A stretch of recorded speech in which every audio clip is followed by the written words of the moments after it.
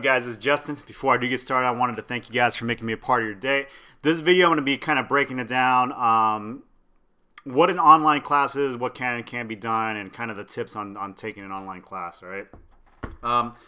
For the most part, if I've done both, okay? So I've taught in a classroom, and I've actually taught the exact same class in the classroom, and I've taught the exact same class online, okay? And I'm going to kind of break down some things that students don't really get. All right, so in my recommendation, if you're not a good student in general, okay, if you're not a good student overall, and you conceptually you're just not a really good, you're not bright enough to get some kind, and that's fine, okay, because I was a terrible writer, I still am a terrible writer, but if you struggle as a student in general, I would recommend to take the class like in the classroom, okay. Do not take the online course. The reason why is that for the most part, online education isn't new, but the accessibility is a lot greater than it has been in the past. Okay, so what I would recommend for most students is that if you can't, like let's say it's algebra or something like that, algebra 1. Okay, if you have a hard time with algebra and you're just not a good student already, take it in the classroom. Okay, just take it in the classroom. Also, if you failed the class and you got to retake the class, take it in the classroom if you can. Okay, I know a lot of schools won't let you, but if you can, always take it in the classroom. Now, what I'm saying doesn't mean that online education is bad. If you are an average student and you can learn pretty quick, or if you're even a good student, I would recommend taking it online 1,000 times, because there's the thing, like the classroom online and the classroom face-to-face, they're different in certain aspects, okay? Because the onus is on the students to do better on an online classroom, okay? Because a teacher can only do so much, even in the face-to-face. But what I've gotten is that sometimes students that weren't so good, their parents will get upset with the teacher, because in general, parents of students that aren't good, they're usually always mad at the teacher anyway, okay? But when you have an online course, you as a student, you are responsible to actually do the work. You understand what I'm saying? Like when I teach in the classroom, I can kind of, get on your case and say, hey, do it right now. And whatever you say, I'm saying, no, do it right now. But online, I can't really do that because it's something that you need to take part in, right?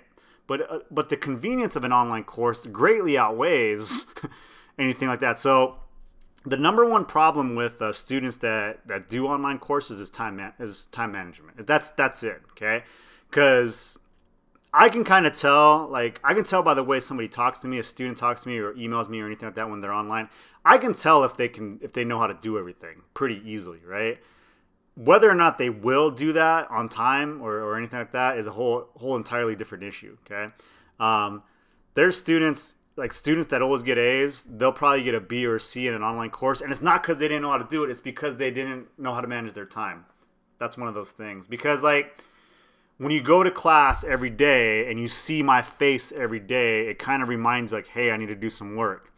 If you don't see my face and you got to watch a video, it's not the same, okay?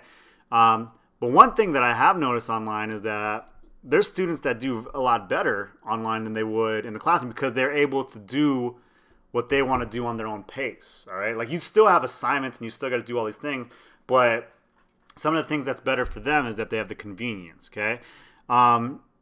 The thing about a lot of students think when they take an online course, they think that the online course is going to be easier. If anything, the online course there's more rigor in that course than normal, okay? Because the thing about the online course is that everything's documented.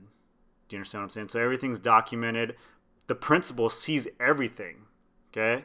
So like if you're helping a student, and you're trying to give grace to a student, like all of that stuff is being documented, which is why online they're very strict about, penalization, all that stuff, because it's not so much like the teacher wants to be mean to you, it's that we are graded very harshly on that. Like when I'm in the classroom, I have more autonomy. Autonomy means I can kind of do what I need to get done to help you out. But online, you're kind of restricted from what you can and can't do.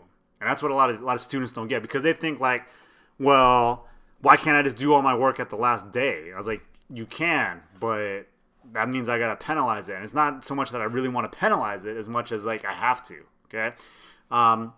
So those are just two things. If you have the option to take it, if it's a college course and I'm guessing if you're in college, you're pretty good at school in general, right? So if it's a college course, I would recommend trying to take the online course because it'll be a lot more convenient, especially if you work too. So that's another thing too. But other than that, if you have any experience for courses online, let me know in the comment section below. If you haven't done so already, please subscribe. Get these videos straight to your mailbox. I've been Justin. I'll talk to you guys later. All right, bye.